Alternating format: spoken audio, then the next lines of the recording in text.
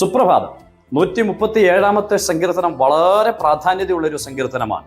Babel നദികളുടെ തീരത്തിരുന്ന് യെരുശലേമിനെ ഓർത്ത് കരയുന്ന ജനത്തിന്റെ അവസ്ഥയാണ് അവിടെ നമുക്ക് കാണുവാൻ കഴിയുന്നത്.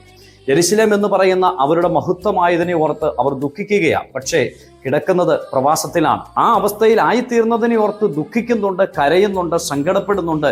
എല്ലാം ശരി തന്നെയാണ്. പക്ഷേ എന്തുകൊണ്ട് അങ്ങനെ ആയിത്തീർന്നു എന്ന് ചിന്തിക്കുവാനാണ് പലപ്പോഴും തടസ്സമുണ്ടാകുന്നത്. നമ്മുടെ ജീവിതത്തിൽ ഉണ്ടാകുന്ന ബുദ്ധിമുട്ടുകളെയും പ്രയാസങ്ങളെയും നിരാശകളെയും ഓർത്ത് നാം പലപ്പോഴും ദുഃഖിക്കുകയും കരയുകയും വിലാപം അഴിച്ചുവിടുകയും ചെയ്യാറുണ്ട്. എന്നാൽ എനിക്ക് എന്തുകൊണ്ട് അങ്ങനെ സംഭവിച്ചു എന്ന് പലപ്പോഴും ചിന്തിക്കുവാൻ കഴിയില്ല. നഷ്ടപ്പെട്ടതിനെ ഓർത്ത് ദുഃഖിച്ചിരിക്കുകയല്ല, നഷ്ടപ്പെട്ടതിൻ്റെ കാരണം എന്തെന്ന് കണ്ടെത്തി അതിനെതിരെ പോരാടുവാൻ ഇറങ്ങിത്തിരിക്കുമ്പോഴാണ് നമ്മുടെ നഷ്ടപ്പെടലുകളൊക്കെയും മാറി വിജയത്തിലേക്ക് നമുക്ക് എത്തുവാനായിട്ട് കഴിയുന്നത്. അതെ, നമ്മുടെ യഥാർത്ഥ കാരണം എന്താണ് എന്ന് നാം പരിശോധിച്ച് നമുക്ക് മുന്നേറുവാനായിട്ട് പരിഹരിക്കുവാൻ കഴിയുന്നുവെങ്കിൽ നമ്മുടെ ജീവിതം ധന്യമാണ്. ഇന്നും നമ്മുടെ നഷ്ടപ്പെടലുകളെ ഓർത്ത് ദുഃഖിക്കുകയും കരയുകയും ചെയ്യുകയല്ല, അതിനെതിരെ പോരാടുവാൻ ഇടയായിട്ട് തീരണം. കാരണം കണ്ടെത്തി പരിഹാരം നേടുവാൻ ഇടയാകണം. ഇന്ന് പ്രഭാതത്തിൽ ദൈവം നിങ്ങളെ സഹായിക്കുമാറാകട്ടെ.